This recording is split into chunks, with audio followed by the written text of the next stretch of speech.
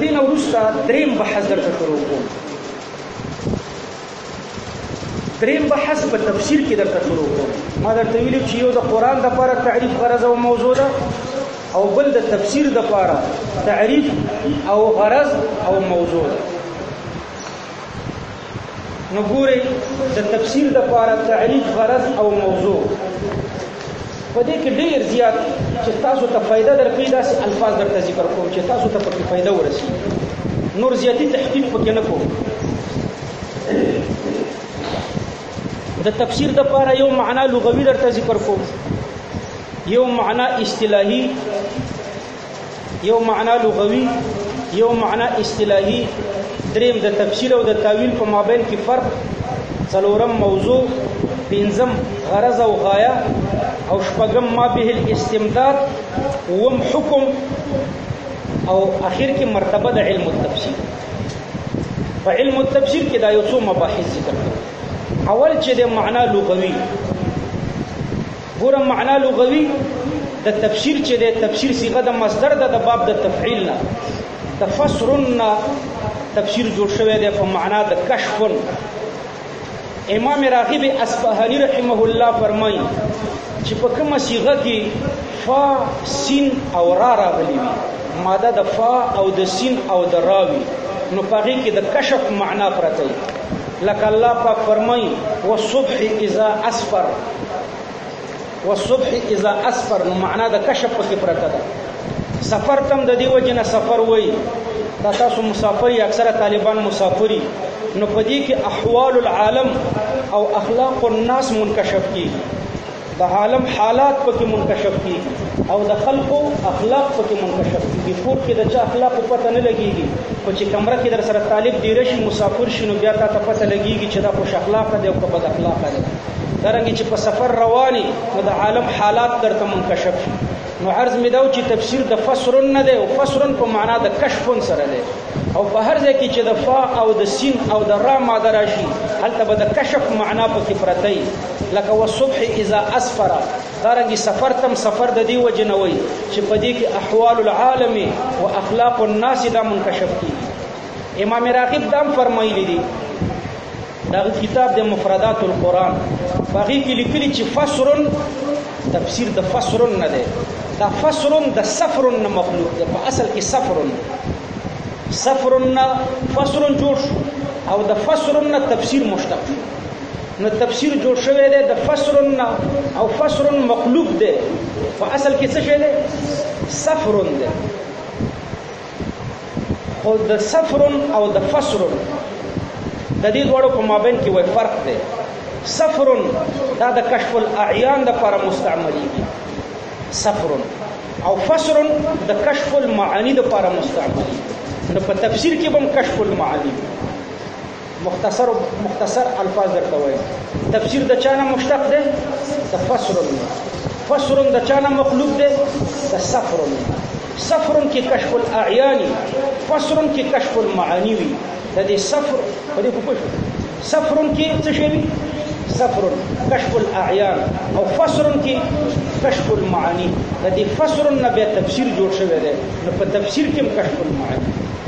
داسې مختصرې چې زده کړئ صحیح دی. تفسیر د فسرن نه دی او فسرن مقلوب دی، په اصل کې سفرن دی. سفرن کې کشف الاعیان او فسرن کې کشف المعانی وي، او د دې نه تفسیر جوړ شوی دی، په تفسیر کې هم کشف المعانی. دا د تفسیر معنا لغوي ده. او په اصطلاح کې د تفسیر دپاره مخکې خو به موږ زیات تعریفونه ذکر کول، مختلف تعریفونه. الاتقان فی علوم القرآن د علامه سیوطي رحمه الله یو بهترین کتاب دی، او غیر متناهي ډېر زیات تعریفونه د تفسیر دپاره پکې ذکر کړي.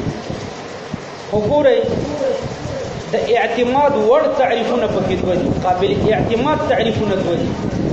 صرف دا دوه باندې به اکتفا وکړو چې تاسو ته پکې فایده ورسېږي. نور چې ډېر پکې ذکر کړو بې فایدې وي. په دې ټولو تعریفاتو کې د اعتماد والا تعریفات د تفسیر دپاره دوه دي. یو د جمهور علماو دی او بل د علامه تفتزانی رحمه الله دی. دا دوه په دې ټولو تعریفاتو کې بهترین تعریفونه دي. د جمهور علماء تعریف د تفسیر د پاره دا ده چې علم باصول يعرف بها معاني كلام الله على حسب الطاقه البشريه. دا د جمهور علماء تعریف ده. علم التفسیر چې ده علم باصول، دا یو علم ده په قواعد يعرف بها معاني كلام الله، دا الله د کلام معناګانې ور باندې پیژندل شي على حسب الطاقه البشريه، په مقدار د طاقت بشري. علم باصول يعرف بها معاني كلام الله على حسب الطاقه البشريه. او دویم تعریف چې د علامه تفتزانی رحمه الله ده. علامه تفتزانی د دینم خ تعریف کړی دی، هو العلم الباحث عن اصول كلام الله من حيث الدلاله على المراد. هو العلم الباحث، دا داسې علم دی چې بحث کوونکی دی عن اصول كلام الله، د اصول د کلام الله نه، من حيث الدلاله على المراد. دا دوه پکې بهترین تعریفونه، یو د جمهور او بل د علامه تفتزانی رحمه الله. د دین وروسته د تفسیر او د تاویل په مابین کې فرق درته ذکر کوم. د تفسیر او د تاویل په مابین کې فرق شته او کنه، موضوع او غرض درته وروسته ذکر کوم. اول د تفسیر او د تاویل په مابین کې فرق، د تفسیر او د تاویل په مابین کې فرق شته او کنه. الاتقان فی علوم القرآن کې علامه سیوطی رحمه الله په دې کې مختلف اقوال ذکر کړي، هم مشهور قولونه درته زه پکې ذکر کوم. د اعتماد والا قولونه هغه پکې څلور، د اعتماد وړ قابل اعتماد اقوال پکې څلور. یو قول د ابو عبیده ده. ابو عبیده رحمه الله فرمایي چې د دې دوړو په مابین کې ترادف ده.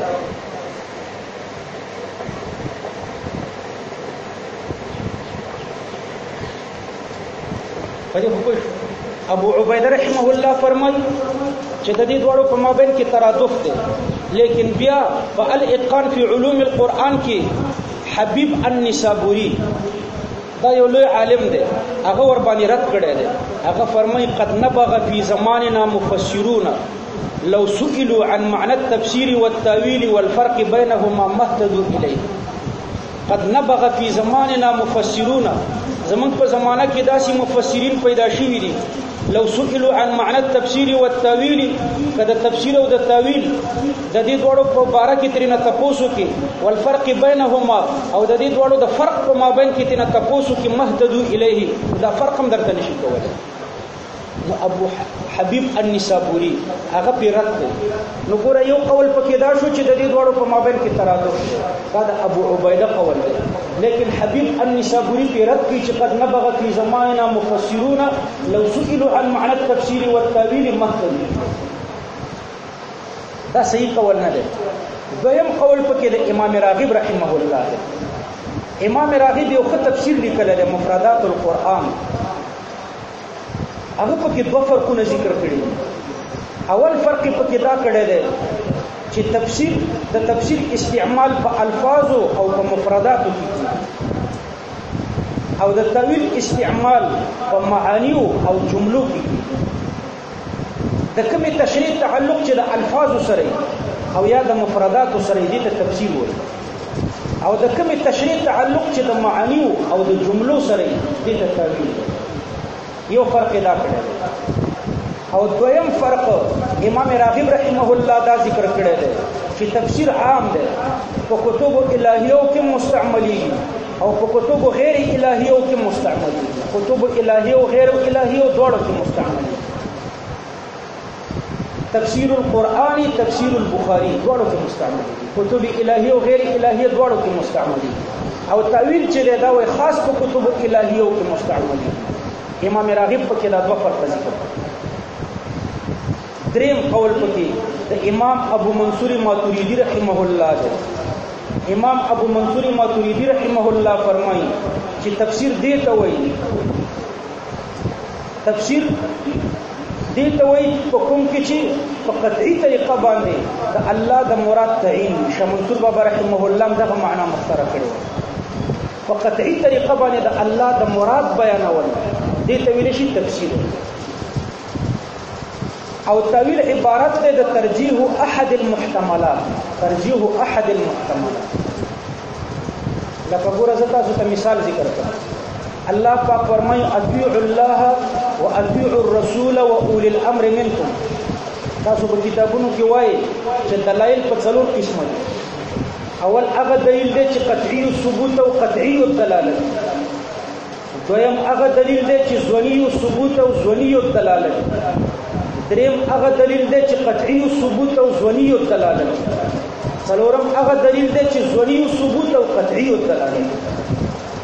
ګوره په یو کې دواړه قطعي الثبوت او قطعي الدلالت، په بل کې دواړه ظني دي، ظني الثبوت او ظني الدلالت.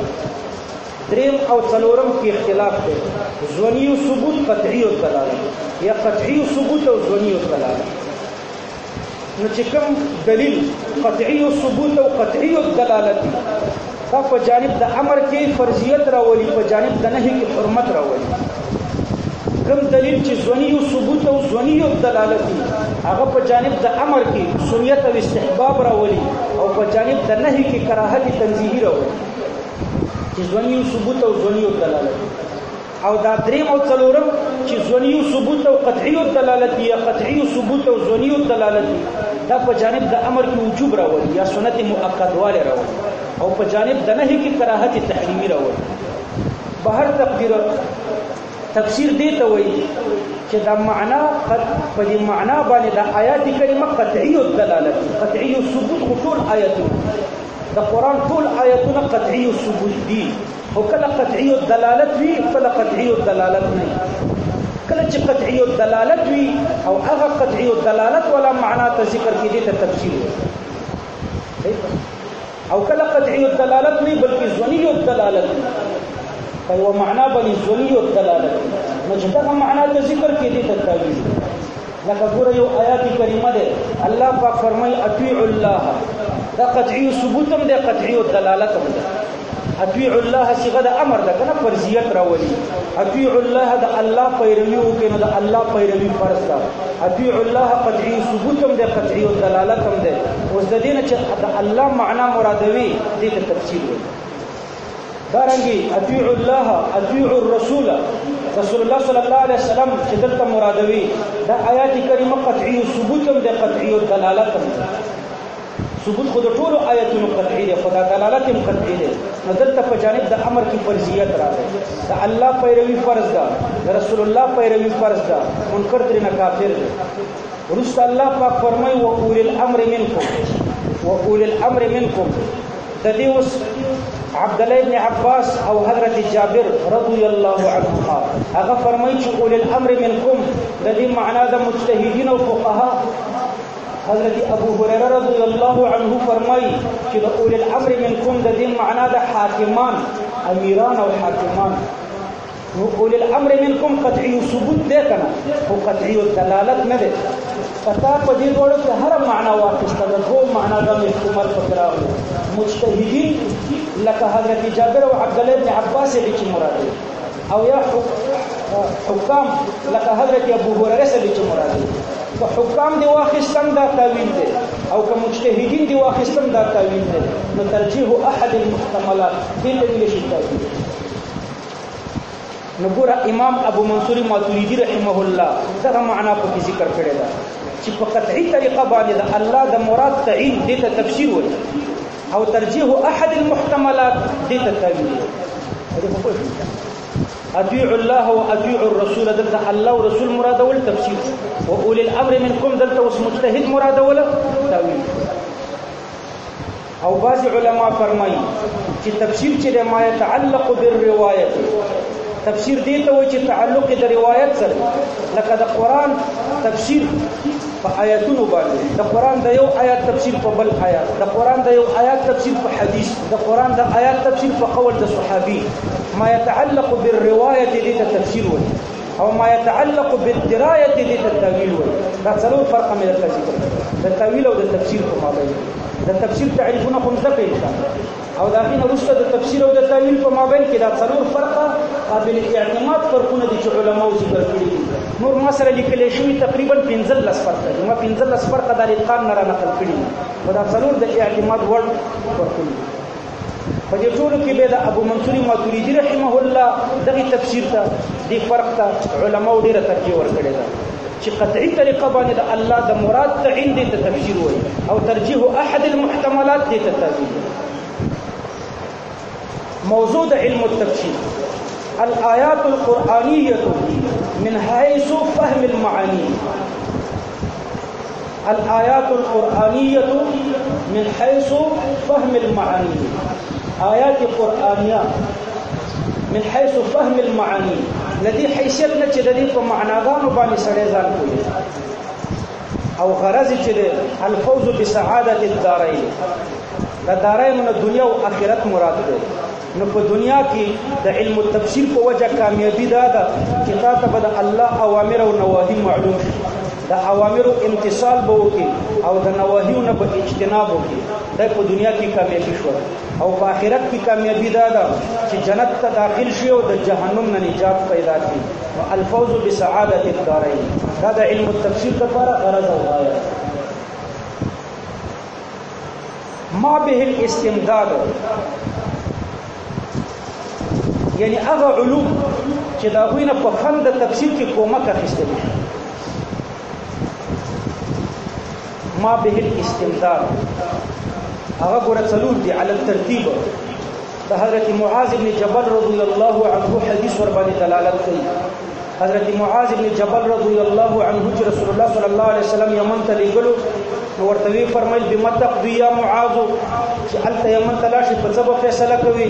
هغه ویل اول بکتاب الله فإن لم تجد لئن لم تجد په شرط باندې بیا بسنت رسول الله بیا فإن لم تجد لئن لم تجد په شرط باندې بیا اجتهد وکړه او اجماع په ډیرو احادیثو کې ذکر شوی ده. نو به هر تقدیر دغه ترتیب دی. اول کتاب الله دی. ما به الاستمداد اول کتاب الله دی. علما فرمای ان القرآن يفسر بعضه بعضا. قرآن کریم چې دی دا یو د بل تفسیر کوي. د قرآن یو آیات د بل آیات لپاره تفسیر واقع کیږي. نو اول کتاب الله دی په ما به الاستمداد. او دویم فما به الاستمداد کی سنت رسول الله صلی الله علیه وسلم. امام شافعی رحمه الله فرمایي كل ما حكم به رسول الله صلی الله علیه وسلم فهو مما فهمه عن القرآن. رسول الله صلی الله علیه وسلم چې په څه شی باندې حکم کړی څومره احادیث رسول الله صلی الله علیه وسلم چې دي د قرآن نه رافهمونه نو ټول احادیث د قرآن لپاره تشریح. دویم ما به الاستمداد سنت رسول الله صلی الله علیه وسلم. او دریم ما به الاستمداد چې ده آثار الصحابه والتابعین. د صحابه او د تابعین آثار دي. بیا په دې آثارو کې بم د اعلم آثار مقدم کوي لکه د خلفای اربعه آثار به د نور صحابو نه مقدم بیا به د عبادله اربعو آثار د نورو نه مقدمي. نو بل ما به الاستمداد چې ده هغه آثار الصحابه والتابعین. که په دې یو کې درته تفسیر ملاو نشي د یو آیات تفسیر په کتاب الله کې ملاو نشي په سنت رسول الله کې ملاو نشي په آثار الصحابه والتابعین کې ملاو نشي. نو په دې شرط چې فإن لم تجد شي نو بیا به څلورم ځای ته ځي چې د عربي النسل فصحاو د هغوی کلام ته نو څلورم ما به الاستمداد د عربي النسل فصحاو کلام دی. عربي النسل فصحاو بلغا چې کوم دي د هغوی په کلام باندې به استمداد کوي او د هغوی د کلام مطابق به د قرآن تفسیر کوي. نو ما به الاستمداد د علم التفسیر لپاره دا څلور شی. حکم د علم التفسیر لپاره دا تاسو چې اوس علم التفسیر ته ناست یې تاسو فرض کار کړی دی که واجب کارم کړی دی که سنت کارم کړی دی که مستحب کارم کړی دی. دا تاسو څه کوئ؟ فرض واجب سنت مستحب څه دپاره ناست دی؟ نو حکم د علم التفسیر زده کوئ بیا به په خپل حیثیت باندې پوه شئ چې تاسو کوم عبادت کوئ. دا موږ خو عبادت کوو که نه مانځه ته چې ودرېږئ نو فرض مونځ کوم سنت مونځ کوم د عبادت حیثیت پېژنئ. نو علم التفسیر ته چې تاسو ناستئ دا یو حیثیت لري، دا یو عبادت دی. نو د دې عبادت حیثیت څه دی؟ د دې علم التفسیر حیثیت څه دی؟ ګوره په ټولو کتبو سماویو باندې اجمالي ایمان دا فرض عین دی. د آدم علیه السلام نه تر رسول الله صلی الله علیه وسلم پورې چې څومره صحیفې او څومره کتابونه الله پاک نازل کړي دي، په دې ټولو کتبو سماویو باندې اجمالي ایمان څه شی دی؟ فرض عین. یعنی موږ داسې وایو چې د الله په ټولو آسماني کتابونو زموږ ایمان دی، دا اجمالي ایمان ور باندې فرض عین دی. او په قرآن باندې اجمالي ایمان دا فرض عین دی. په قرآن باندې په دې حیثیت چې موږ د قرآن په احکامو باندې مکلف یو، نو په دې باندې اجمالي ایمان فرض عین دی. او تفصیلی ایمان ور باندې فرض کفایي دی. تفصیلی ایمان څه شی دی؟ فرض کفایي. ګوره درې جملې ما درته ذکر کړې.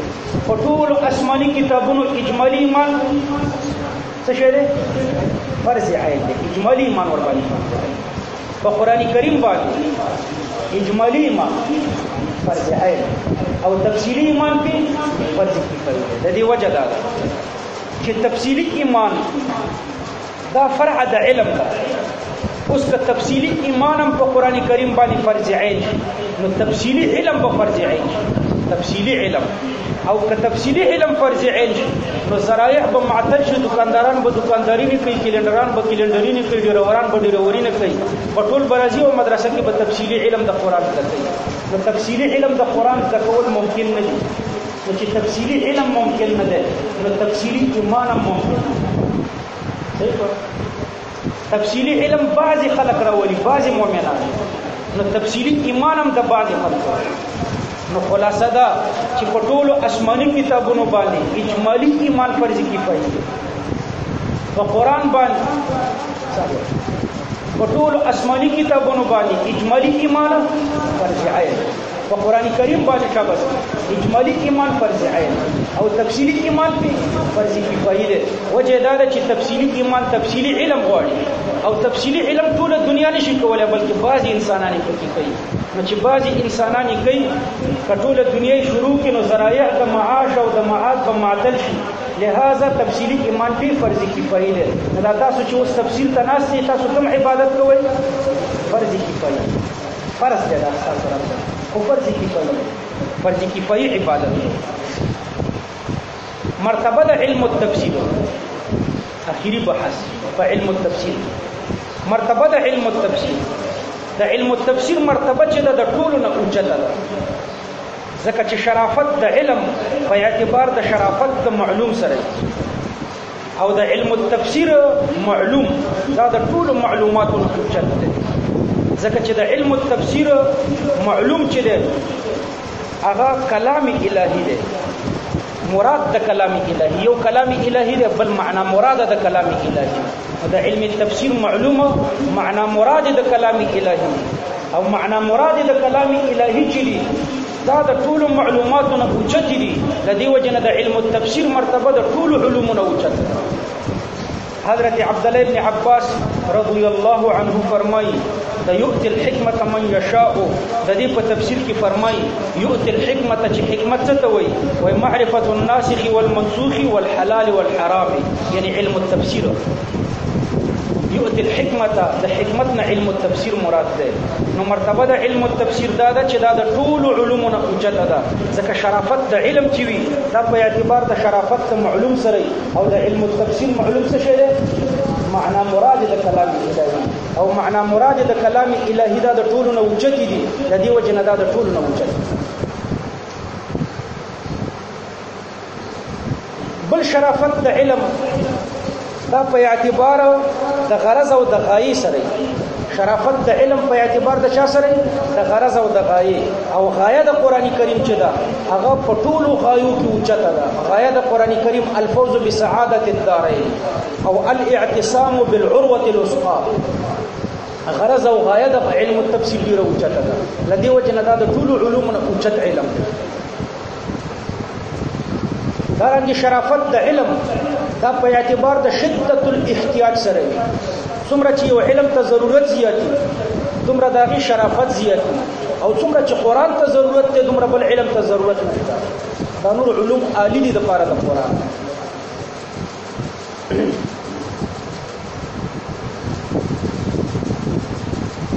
اخیری خبره درته ذکر کوم په تفسیر کې ما يحتاجه التفسیر.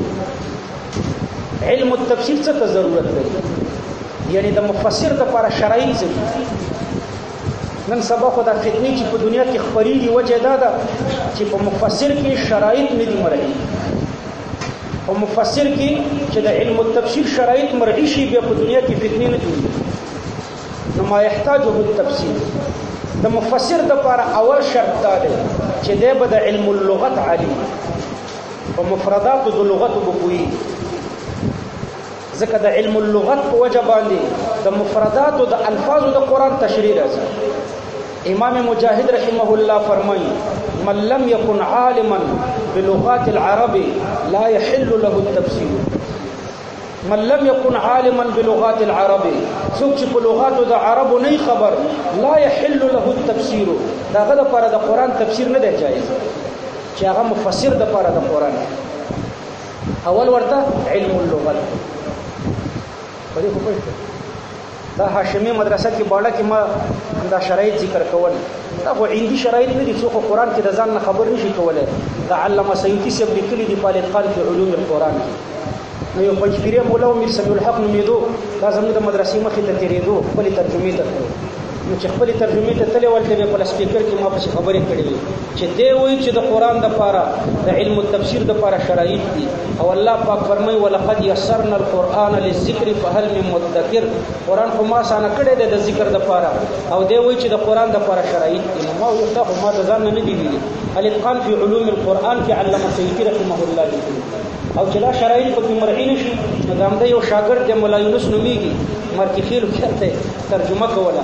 نو د صورت هغه د حج په بیان کې راځي رجالا وعلى كل ضامر يأتون من كل داسې آیات کریمه راځي. رجالا معنا د پیاده هغه وی رجالا سړي راځي سړیم راځي او سوارم راځي سړي او سواره.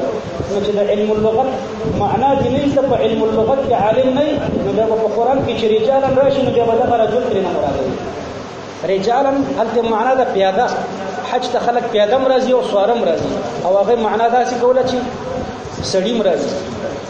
نو عرض مې دا چې اول علم اللغت دی الاتقان فی علوم القرآن نه د مره نقل کړي.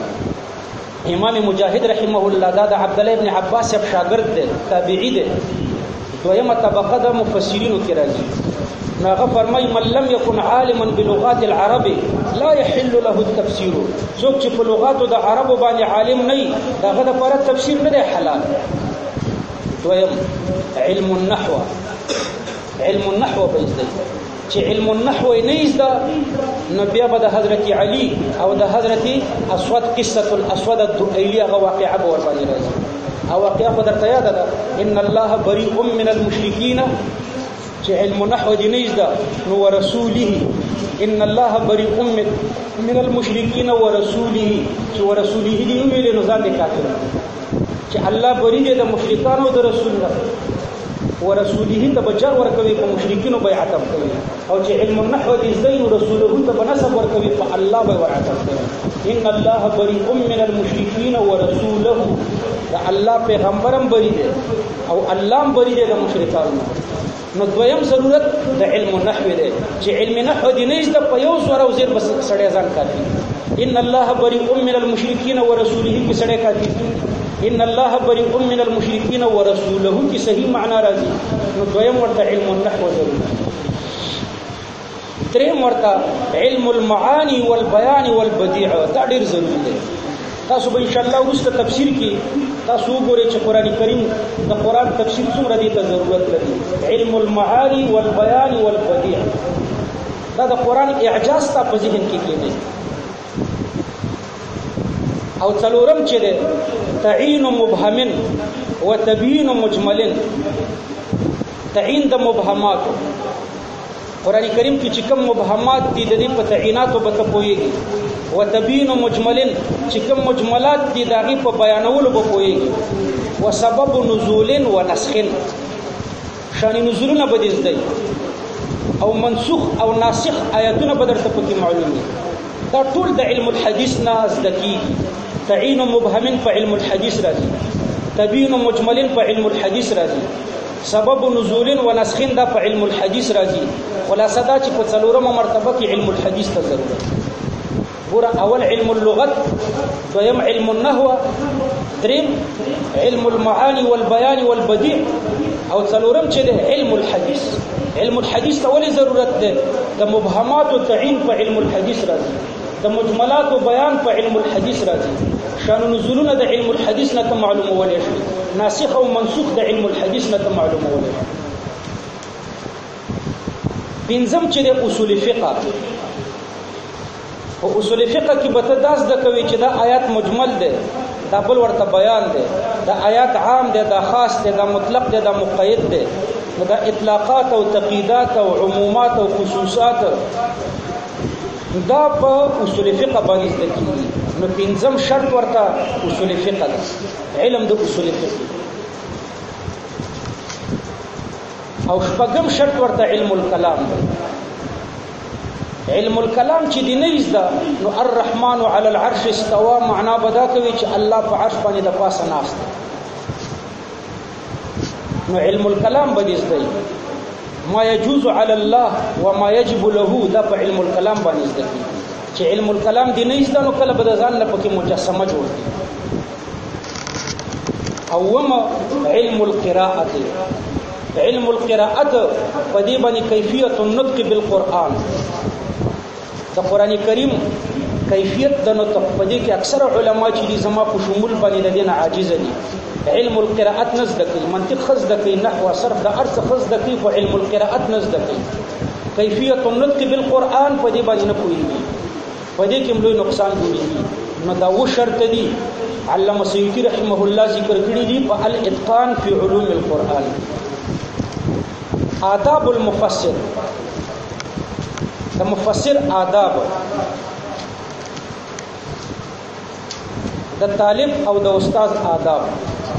صحة الاعتقاد، اول شرط چې ده صحة الاعتقاد، خپل عقیده صحیح کول، د بدعاتو نه د خپل عقیده صفا کول. یعنی د بدعتي مولا سره تفسیر کول د طالبانو د پاره نه دی پکار. صحة الاعتقاد شرط د مفسر د پاره دا دی چې عقیده به صحیح.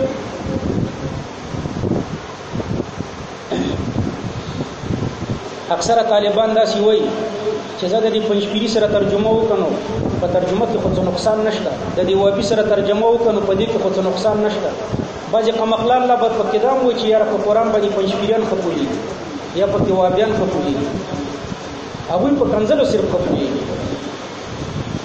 قرآن کریم کې په غلطو تحریفاتو باندې ښه پوهېږي. د طاهر مولا تفسیر خو به مو اورېدلی، الحمدلله رب العالمین دا یو، الرحمن دا دوا، الرحیم درې، مالک یوم الدین، رب العالمین دا پنځه صفات کې د الله ذکر کېږي. وایي د دې نه جوړ شو پنځپیر. نو ګورئ ورونو، اول چې د صحة الاعتقاد، اول شرط صحت الاعتقاد. نه بدعتي مولا سره به تفسیر نه کوي.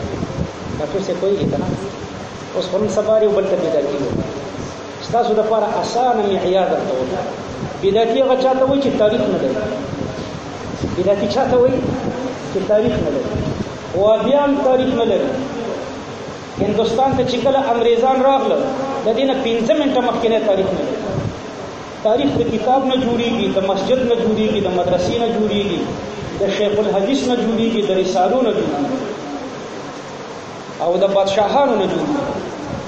نو د وابیانو چې کله هندوستان ته انګریزان راغله، د دې نه 15 منټه مخکې یو وابي بادشاه د ځمکې په سر نه دی تېر شوی، یو وابي شیخ الحدیث د ځمکې په سر نه دی تېر شوی. ترې نوم دې څوک ماته پېښ کړي چې کوم شیخ الحدیث هندوستان ته د انګریزانو د دورې نه مخکینی کوم شیخ الحدیث وابي غیر مقلد، یو بادشاه نه و د ځمکې په سر، یو شیخ الحدیث نه و د ځمکې په سر، په یو مسجد هم نه و لیکلي چې مسجد اهل حدیث، په یو مدرسه هم نه و لیکلي چې مدرسه اهل حدیث، یو دوه پاڼې رساله هم داسې د ځمکې په سر نه وه چې د هغې مصنف، د هغې لیکونکی غیر مقلد تېر شوی.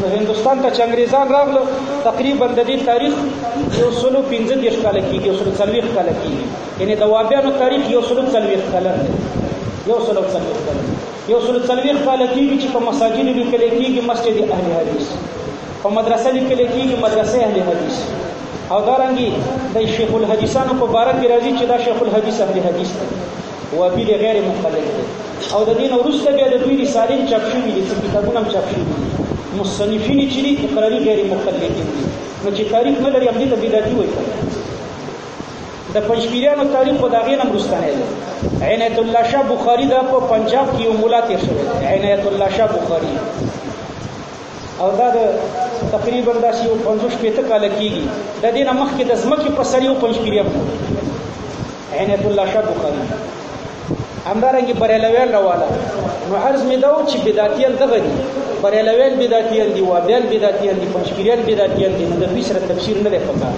اول شرط د علم التفسیر دپاره د مفسر دپاره د آدابو د مفسر کې صحت الاعتقاد دی مولانا غرغشتو صاحب چې دی دا د ټولو استاد دی د شاه منصور بابا استاد د مفتی فرید صاحب رحمه الله استاد د پنځپیر صاحب هم استاد د مولانا طاهر صاحب دغه استاد خو خپل د مولانا غرغشتو صاحب وصیتنامه ده هغه وصیتنامه ته په غرغشتو کې دغه په خپل کور کې دغه د هغه نه چاپیږي مولانا ابراهیم صاحب چاپوله دغه زوی دی هغه کې دا وصیتنامه کړې ده چې د پنځپیرانو سره تفصیل مکوي دغه خپل وصیتنامه د خپل شاګرد په باره کې وایي چې دا ما عقړې ده د سره تفسیر مکوي د صحیح العقیده سړي سره تفسیر مولانا غرغشتو صاحب د ټولو استاد نو اول ورته صحت الاعتقاد دویم لزوم سنت الدین د داسې چا سره تفسیر کوي چې د پیغمبر علیه الصلاۃ والسلام د سنت طریقو پوره پابند لزوم سنت الدین او دریم د داسې چا سره تفسیر کوي چې ان يكون اعتماده على النقل عن النبي صلى الله عليه وسلم وعن اصحابه چې زیات اعتمادي فتفسير القرآن بالقرآن تفسير القرآن بالأحاديث أو تفسير القرآن بالآثار باندې لکه تفسیر ابن کثیر چې په کومه طریقه تفسیر ذکر کړی ټول تفسیر اکثریت چې ده د پیغمبر علیه السلام او د صحابه او د تابعینو په اقوالو ده نو بل شرط پکې دا دی چې ان يكون اعتماده على النقل عن النبي صلى الله عليه وسلم وعن اصحابه او بل شرط پکې دا دی چې ويجتنب المحدثات دا داسې چا سره تفسیر پکار دی یجتنب المحدثات چې د بدعاتو نه ځان ساتي نو دا اخیری خبره وا په آدابو د مفسر کې ما درته ذکر کړه د دې وروسته نور بحث پکې کوو نن اوله ورځ وه نن به بس صحیح څو بجې وایي سهار کې شروع کوو 9 بجې راتلی شئ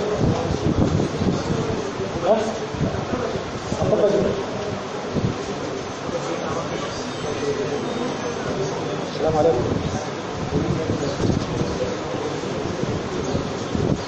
تفسیر کې لګیا ما ته وایي تفسیر اول خبر نه پړم زه ونی می بچی کوشش کوم چې راځي صحیح ده ونی می کله وخت را رسیدای شو په ان شاء الله چې وخت وجه ته په وخت را رسیدای اوس به ونی می بچی کوم صحیح